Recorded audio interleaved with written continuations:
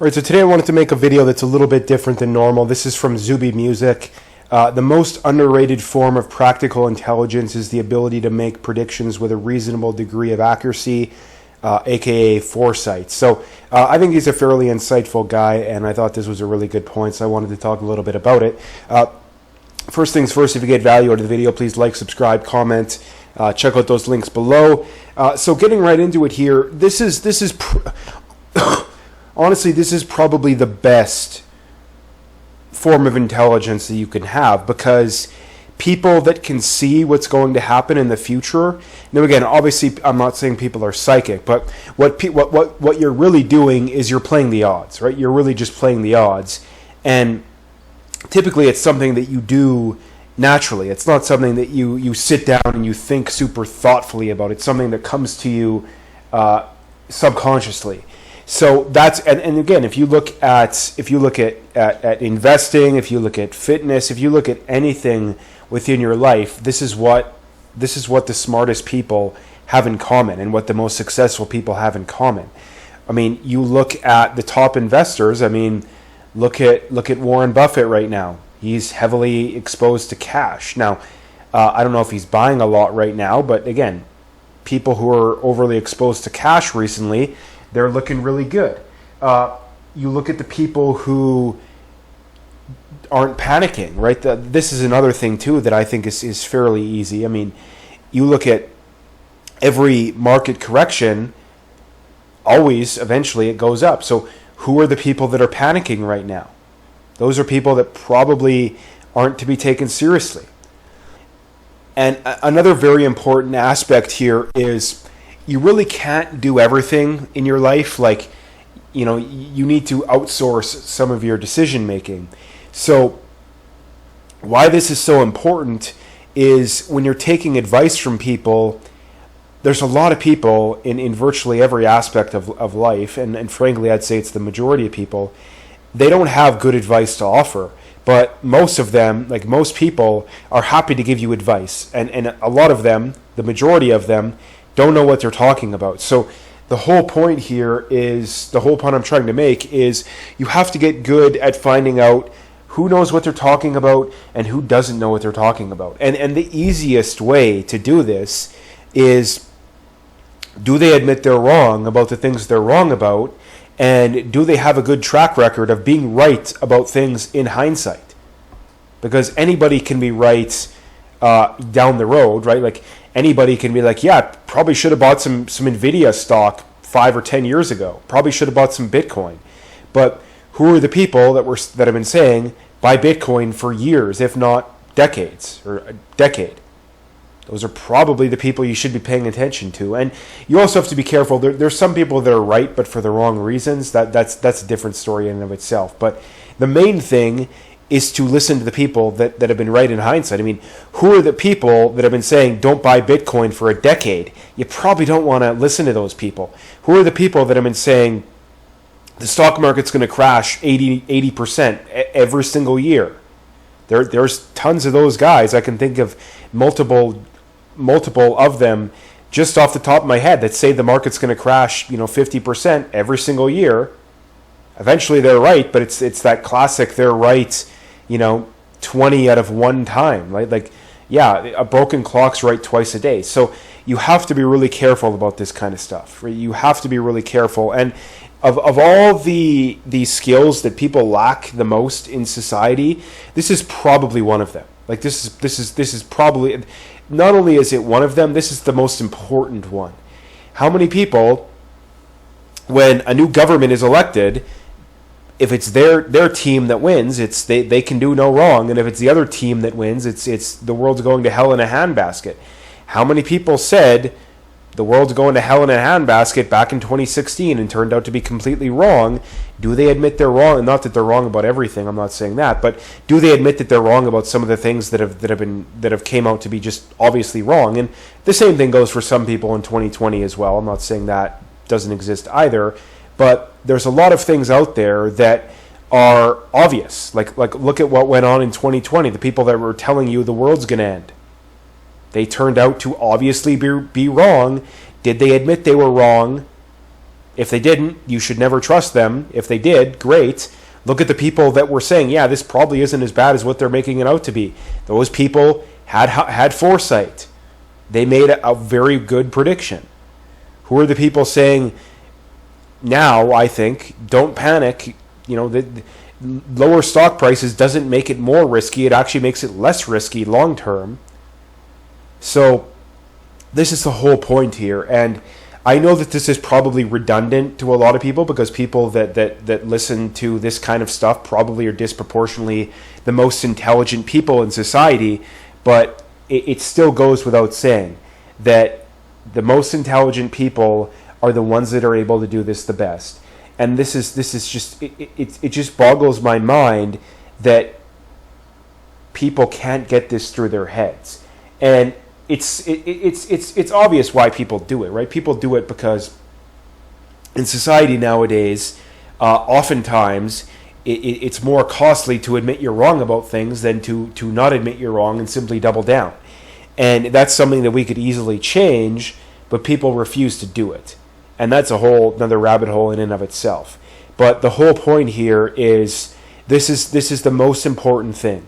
This will be more like developing this skill will be more valuable than virtually any degree, and it's so obvious because let's just say that you can see the future in the top 5 or 10% of people, which frankly I don't even think is that hard because 50-60% of people they couldn't predict the future if their life depended on it, even for simple stuff like, hey, is the S&P going to be higher 10 years from now or now? 50% of people, honestly, they probably couldn't do that. So it's really not that hard to be better than the average person. That's my whole point here, is that a lot of people like to make excuses as well, but it's not that hard. It really is not that hard. To be in the top 1%, yeah, I think it's pretty hard. Top 0.1%, it's really hard. And the flip side of this too is that a lot of this does come with genetics. Like a lot of people simply are have a massive advantage. That's true, but it's still something that you should be able to develop, right? Like there is no shortage of people who did terrible in school. No one ever thought they were going to amount to anything that turned out to be extraordinarily successful. So you don't want to hold that back. And he like for some people too, like maybe your limit is like your limit is not top 1%. It's top 10% or top 20%. That's still good. Like just because you're the best you can possibly do is the top 10% of earnings rather than the top 1%, it still means like what's wrong with that? That's still really good. If the best you can do is, the top 10 or 20% of physical fitness, if you're overweight, that's still really good. And this is the mindset shift too that a lot of people have. It's like, oh well, I'm never going to be the best, therefore I shouldn't do it. And that's a terrible way of thinking about it too. That's a lot of people's mindsets. Like that really is a lot of people's mindsets. Oh, I'm never going to be the best, therefore I shouldn't try. Like what do you need that? And this is something you see too that really bothers me as well with what's going on right now. It's like, oh well, the stock market's going down. That's helping. The top 10% of people own 90% of stocks or whatever number it is, and that's a terrible way of thinking about it because your whole argument is we should punish the successful and reward the unsuccessful. And the reason I say that is if you look at the people at the bottom. Whether it's finance, whether it's fitness, you name it. It doesn't matter what you're going to do. They're going to be where they're at. Like everybody knows someone that got an endless amount of help who was struggling in life, and yet they're still struggling, right? Like I was talking, at a family event recently, and they're talking about some cousins, or technically their aunt and uncle, but they're like in their 60s and they're broke, terrible with money, and I never asked because it doesn't matter, but I would bet a lot of money that they've been like that their entire life. In fact, the way that they talk, they do make it sound like the family member, the ones that were talking about them, they do make it sound like that they've been broke their whole life. They never said that specifically, but I would be absolutely shocked. But my whole point here is most people who are in that position do not change no matter what happens. And the reason I say that is this: in this specific example, they have gotten plenty of financial help in their life. Like they were talking about how much money they'd gotten from the grandparents, and yet they're still broke, right? So this is my whole point: is most people who are broke are going to be broke no matter what you do. If you give the people in, let's say, the bottom 20% of earners, if you gave every single one of those people $1 million, go 10, 20 years down the road, I would bet money that the majority of them, their net worth would be no different than where it currently is, adjusted for inflation. Like I'd say maybe they're up 100 grand, but like, there's a lot of people as well that if you give them money, all you're doing is fueling their bad decisions, whether it's, gambling, buying crap they don't need on Amazon, like you name like the crazy stuff people do nowadays, right? So, and the same thing goes with fitness as well, right? Fat people, typically they're going to be fat no matter what, right? Like you could literally you take the average person who's obese, you could hire them, professional personal trainer, professional chef, you name it. Someone will pick up their groceries for them, all expenses paid. Honestly, I would bet that the majority of people who are obese still would find a way to be obese. So my whole point there is most people that are in those situations, you're not gonna be able to help them. And the reason for that is they can't make good decisions if their life depended on it. And a lot of people say, "Oh, you're hating on people. You hate the poor. You hate this. You hate that." And it's like, no. Reality is hard sometimes.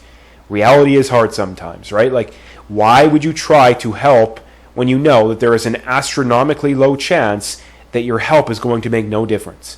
We have a limited amount of resources in society. We have a limited amount of time.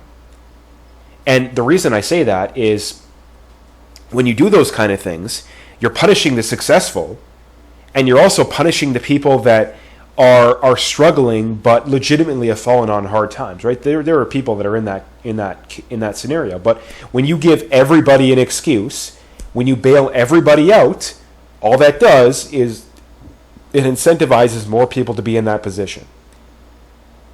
And that's another thing when it comes to practical intelligence, is intelligent people understand that. Intelligent people are also people that are very prudent with their time and with their resources. Unintelligent people are not prudent with their time and their resources, right?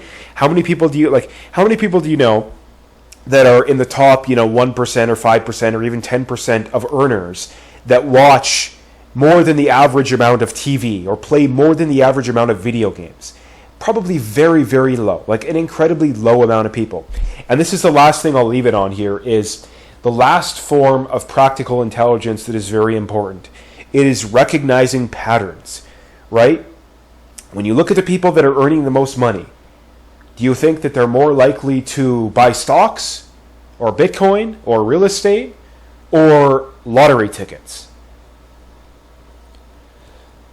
Or do you think that they live just the classic, living above your means people that, how they spend their money, right? Buying a car they can't afford, that kind, eating out at expensive restaurants. Like a lot of super rich people do that. They have a fancy car, they eat out, but they can afford it, right? Like if you're making $250,000 a year, you can afford the $100,000 car. But if you're making 60 grand a year, you can't afford the 100. I mean, maybe you can get approved, but you shouldn't be buying the $100,000 car. That's my point. When you look at the people that are in the best shape, right? Like I was at the gym yesterday. There was probably 100 people in the gym, and the thought kind of hit me, like there is not one obese person in the gym. There was maybe a handful of overweight people, but there's not one obese person. What is the obvious thought that crosses your mind? It's like, hey, you work out consistently, you eat right consistently, you're going to look good, you're going to feel good. And it just boggles my mind that seemingly the majority of the population cannot figure this out, cannot figure that out, right? You save your money, you invest. You're gonna be well off financially. It's not a matter of if, it's a matter of when.